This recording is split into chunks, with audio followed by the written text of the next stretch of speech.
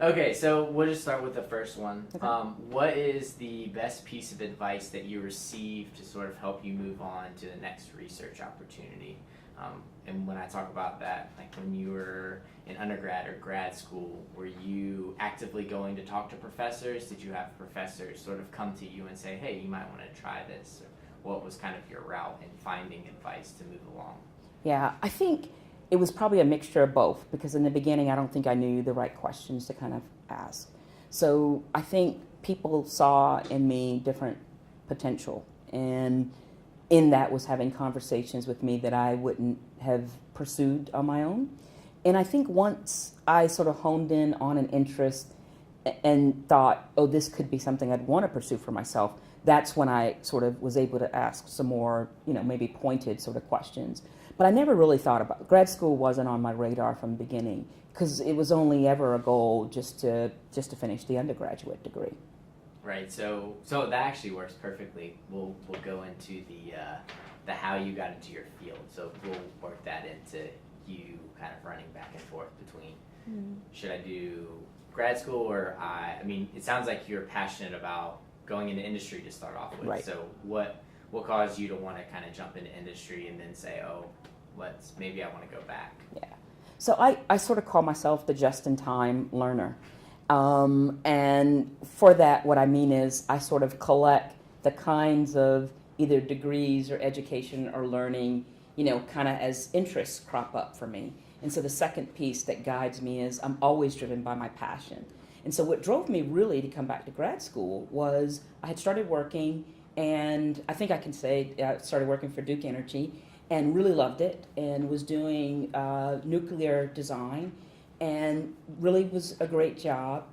And the person who I saw that was doing the project management was the person I said, man, I think I could do that. I think I can communicate well with the different engineering disciplines and help bring together a coherent project on time. And it was real important things got done during the outage period because if not, the unit not coming back online cost the company money. So I liked having that pressure and being able to meet those kinds of expectations.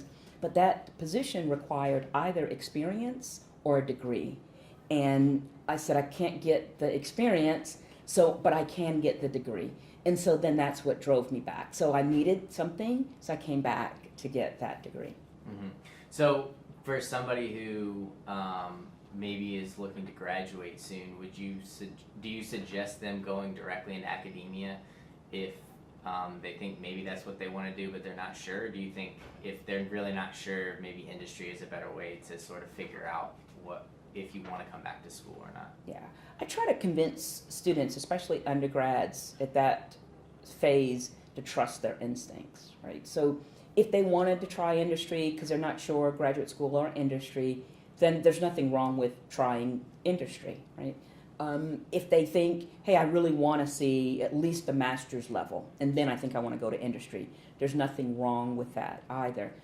I guess what I'm really trying to say is I don't ascribe to a right path for anyone. I really think it's the right path for that person, and what I try to convince them at any given point, they can make a different decision and get on a different path. And so what I would advise any student to do is follow their instincts, follow the voice that's within them, listen to all the advice, but then get quiet with themselves and follow their own instincts. Mm-hmm. So would you say that that's sort of the advice you would give someone if, because for me, I know a worry was like, well, if I go into industry, there's a very small chance that I would ever go back into academia because it's a job and I might settle in on it. So right. How do you not necessarily convince, but tell somebody like if you're feeling a certain way, it's okay to jump around? Yeah, I think for me, what convinced me I could come back because there's a lot of things. I'm in industry. I'm making really good money, and so that's kind of its own driver. I'm really enjoying what I'm doing. So why leave that? This is a sure path, and come back to something that maybe not so sure just because, passion. And I guess I always say this, things have always sort of worked out like how they were supposed to work out. And that doesn't mean I was able to predict how it was going to work out. So my thought was I was going to go get the degree and come back and get that job. Well, that's not exactly how it worked out. Life sort of raged and things happened, and I ended up with another company, but with a tremendous opportunity to go into a leadership development program. And I would have never been able to predict that, right? Because my sights was just set on, I'm coming back for this purpose to go on, continue on this path. And so life is unpredictable. So I would just say, if you think you'd like to do it, try it. I left my options open. I didn't get into a lot of financial debt and things like that, so that when I came back to grad school, it wasn't like, oh, I can't leave industry because I've got all this money I've got to pay. So I always sort of had in my mind I wanted to go back to grad school. I thought it was at least something that could happen, so I didn't want a lot of barriers that would prevent me from doing that. So you kind of kept it in the back of your head. Like I did. Maybe grad school is still an option even as I'm going through all this stuff. Exactly. I had plenty of mentors suggesting it, but until it was really a goal and purpose for myself, but I'm glad they suggested it. Otherwise, maybe I might have not thought it was at least an option, because I came on the single path, industry only. Mm-hmm. Okay, so in terms of you kind of jumping around, and you could say this is maybe how you got a lot of your advice, but when we talk about networking, what do you think of networking? Is it a forced action, or is it something other than that?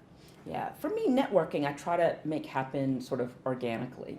I meet people, and there's always something that we can talk about that's sort of overlapping sort of interests. So I always think of networking as I'm just talking about common interests, right? And in that way, it doesn't feel so sort of forced in this sort of awkward sort of thing. I'm really an introvert, so I actually do far better if I'm networking that I go one-on-one. And in that case, I am really more interested in understanding more about the person, what they do, how they do that. And hopefully there's something there we find that's in common. But even if we don't, maybe I just found somebody that's really neat that I actually just like, that I'll see in other circles, right? Would you say that the networking is, and you don't have to say more or less, but do you think that a lot of times it's not so much about the actual work and what they're doing, and more so just kind of getting to know the person? It's absolutely getting to know the person, because if it's otherwise, we're just meeting people and trying to say, can you help me do something? And if not, I don't really want to talk with you anymore, which is not the way I approach, and I just don't think that that's very effective, right? So I try to speak and connect with people that I'm genuinely interested in, and whether or not we find a common interest around something that's work-related or not is really not of any consequence. Perhaps there is a favorite city that we enjoy together, or they visited some place that I'd like to visit, and I'd say, hey, when I plan a trip there, I'd love to give you a call for your tips and recommendations. But something, because there's much more to me than just the work that I do. I've got a whole life outside of that. Right. So what's the toughest thing that you had to overcome? Let's start with maybe during your undergrad work. Mm-hmm. I think for me, it's always been probably the tape that I play in my head. So in some ways, I came through high school where I was, top of my class and that. And once I got to Clemson, what I realized was all of my classmates were top of the class. And for a minute there, it kind of shook me, like, oh man, I'm not like the top 5 and 10% anymore, or am I? I could be. Is that necessary here? And so there was all this sort of thinking in my mind, how am I going to define success for myself in college? And so I think in terms of that transition, and I lost the question. I don't know what are we talking about? What was the toughest thing you had to overcome? The toughest so the tape in my head was the toughest thing. And I think making that transition, what I think I told myself was, can I really succeed in a group where everyone is top of their class? And I did. I was able to sort of do that, but it was a thought in my head. Same thing, when I made the transition to the workforce, I thought, there's a safety in this environment that I've been in for 4 years. Can I move from a really safe, secured answers are in the back of the book to now these are real world, undefined sorts of things, can I really be successful in this environment? So for me, the constant thing is, what's the mark of success in this environment, and can I be successful? What kind of things did you tell yourself to kind of convince yourself that you were going to be able to succeed in the new environment? I think I had to borrow the words of mentors. So I wasn't able to come up with those words on my own. So I often write down and make notes of what people tell me that's positive and affirming. And when the doubtful tape sort of begins to play, when I can get to stop, then I go and I remember, well, but this person who I respect said this thing. And then there was this other thing. And I guess if they think that, I think I can believe that and sort of just move forward and trust that this is going to be okay. Okay, so in that sense, then, who's been the most influential person to you within the field that you're in now, and maybe outside of science and in general, just in your life? Yeah, I think it's difficult for me to name a single person. I ascribe to a mentoring network, and so early on, it was sort of women in my family who projected a lot of strength and self-assuredness of sense of purpose, okay, and sense of just being a good citizen and honest in dealings and that. But then it moved into somebody who was in the networking system, and I remember Lance Bell saying to me, Dr. Bell said, you can be a professor. And and I thought, who are you? Are you talking to me? You're not talking to me. I'm just finishing undergrad, right? So, and he was like, well, come guest lecture to my class. Well, what do I have to say to your students? But I did, but it stuck in the back of my mind, and other people had said it, but I think it was him, knowing he was a professor, what I took it as, you could be like me. And I thought, really now? So those things tend to be really profound. Where I am right now, probably the most important, influential people are more senior scholars. Particularly right now, I work very closely with my major professor, Julie Martin, who's still here. And she continues to be certainly a good and positive influence for me. At Virginia Tech, I think Elizabeth Creamer has just been this wonderful mentor in demystifying a lot of things about the faculty and that. And Dr. Stephanie Adams there who was my postdoc mentor, has now just turned into this lifelong probably presence in my life that I think is going to be really helpful in helping me be successful in the environment. Okay, so switching gears a little bit. So I guess, when did you first start actually getting involved in research? And if you want to briefly describe what kind of research, because I think you do mostly education research. And when you were first introduced to reading those research articles, what kind of thoughts did you have, and did you feel like you were going to be able to get through them? Yeah. So I'll take that last one first, because when I first got introduced to research, I was reading at the master's level, doing project management research under Dr. Steve Sanders here at Clemson, and some of the articles that I first got to read, and I just thought, you had to read, and then I read again, and read a third time, and so what are they talking about, and what sense am I supposed to make from this? What's the purpose in reading it? So when I first got introduced to just reading research-based articles, it was hard for me to get through the content. Once I understood how to get through the content, it was much easier. But even when I made a leap, when I did to the PhD, still focusing in civil engineering, but I made a shift in the way I approached my scholarship by looking at things through an engineering education lens. So where I had sort of at that point trusted and made decisions based on numbers, there was a whole new world I was introduced to using qualitative and quantitative methods through scholarship of engineering ed.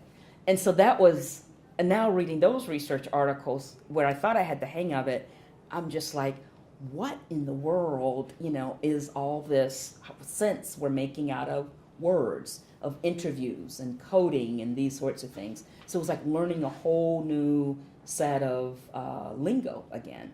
So I switched field-wise a bit and switched having to learn how to read literature all over again. But I'm glad I did, because I found in engineering ed answers to questions that I had been posing myself as a young educator.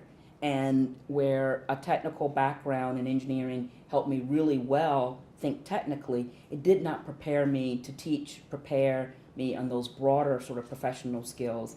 I learned that more so in engineering ed. Is public speaking easy or hard? And has this changed for you over time? Yeah. I think I've always had thoughts that I knew I wanted to communicate. In terms of effectively communicating them to various audiences, that has been a skill that I've had to develop over the years. And by that, bringing things at a proper level that my audience can kind of understand has been sort of a challenge. But I've been tasked to speak publicly through a lot of different leadership positions, starting from even high school. And so I've had years and years of practice, and I get more comfortable with it. I'm always nervous before presenting, whether it's a class I've done numerous times or if it's a speech or content area I know well. I'm always nervous. So I don't think it ever gets easy for me, but I absolutely enjoy communicating ideas. Okay, so try for your most spectacular failure. Yeah. And what did you learn from it? It's going to be something funny or... So I tend to think, when I think about failure or I think about mistakes, I always think about, there was something in retrospect that was wrong, right? And my mind doesn't necessarily process in that way. I make lots of mistakes. So, it was a mistake to, wait till the last minute to study for a test, right? It was, a mistake to stay up all night before I had to take a driving trip, somewhere. But when I think holistically about a situation or a phase that I said, man, that didn't turn out like how I had thought it would, I never necessarily processed that in my mind as a mistake. I always say, well, what happened?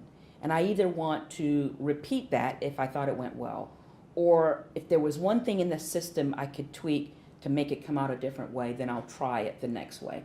But I look at every experience as really being purposeful for me, and I take it as a lesson versus a mistake, something I either want to repeat, something I never want to repeat again, or something I want to tweak and see if I can get a different sort of outcome. So I think the most probably thing that I always go back to is something that happened is I had one failed class while I was an undergrad at Clemson. I'll never forget it. It was the second level of physics, and I had done fairly well first level of physics. This wasn't going to be bad. And someone said, trust the second one. Your grades are going to look terrible, but all of a sudden the curve's going to come and you're going to be great. Well, I failed the class. But I think what happened there was I think I was just depending on these low grades. Suddenly were going to be magic pixie dust put on them, and they were going to turn into high grades. And it just didn't happen. So it taught me an important lesson that don't forget about the curve. Perform at your highest level all the time. So students want to know what kind of impact they can have as they get into research and move on into their careers. What impact do you feel your research has, and do you feel, what tie between your research and the community do you feel it has? Yeah, I think it has, for me, it has a direct impact because I'm looking at student development for the workforce. So I am always looking at the gap between what industry says our students sort of need and what our graduates come out with. What difference is there? And then how do we look back at the 4 years they're in college to see how do they gain those? Right now, the impact I'm looking at tends to be the kinds of things students do outside the classroom, because those tend to be less formalized but very impactful. But how do we help students understand the value that they're gaining? How do we help students explain that to employers? how do we directly help them explain that to employers? For example, I would think many employers say, oh, I was in a sorority for 3 years. Well, the bubble above their head would be, oop, oh, you had a good time, you might have partied, you drank. Well, the bubble above my head might be, oh yeah, there was a small number of us, and I was treasurer, and I was charged with a large capital campaign and planning educational programs and these other sorts of things that are directly relatable to skill sets that I can bring and be valuable in a company. And helping a student articulate that so that they understand, so the company understands the value of what that outside the classroom experience helped them do. Where were you when I was there? I know. I needed all this stuff. That's right. Well, and that's what brings me a lot of joy about my research, because I'm not looking at sort of this theoretical level sort of thing, although I'm interested in basic research. I'm really interested in then having that basic research done, immediately translating that into practice that would help all the people that I'm trying to impact, whether it's students directly, employers, faculty. There's a system, there's a whole ecosystem that we need to look at and mine and really look to make sure it's working to the success of students. Yeah, so for the last question, for someone who is an undergrad and thinking about getting into research, what advice would you give them in terms of how should they approach it, and what kind of demands it may have on them? Yeah, I would say you're making a big shift. A lot of students think they're burned out after 4 years of college, and there's no way I'm going on for a degree. The first thing I would tell them is a graduate program, graduate work, completely different than undergraduate. When we think at the graduate level, it's the broadest level of preparation, and then for the next level, we go a little more narrow, a little more concentrated. So the important thing is for the student to absolutely be interested in whatever that narrowing is. So you've had a broad-based education. What in there are you interested in taking in a little more narrow, concentrated over the next year and a half, 2 years perhaps, right? And so then the next step beyond that is who's doing that work, right? It might be at your institution. You need to talk to faculty about what's your research about. I know what you teach, right? What are you researching? I think before even graduation, getting involved in undergraduate research is really very important, I think, for students to rule in or rule out. You might think that's not anything at all of what I'm interested in. Invest 2-3 months in doing it over a summer, or if there's a 9-month appointment, rule it out. If you're, or you might actually find something you're interested in. But I always say lead with your interest. Make sure you're interested in it, because at the graduate level, you're getting more concentrated in something. If you've picked something that you're just marginally interested in, you're going to have a miserable experience. That's it. That was awesome. That was really good. Yep. I have lots more questions for you, though. Okay. Do you want her to spell her name and the title, or do you have that information? Say that one more time. My title? Yeah, do you want her to say her name and spell it and give her title, or do you have that information? Oh, I can do it. We'll just go ahead and say name and title. Go ahead and do it. Yeah. I think I'll say it, and I can spell it. Denise R. Simmons, or Dr. Denise R. Simmons, PE, is what I'll do. So Denise, middle initial R as in Ruth, Simmons.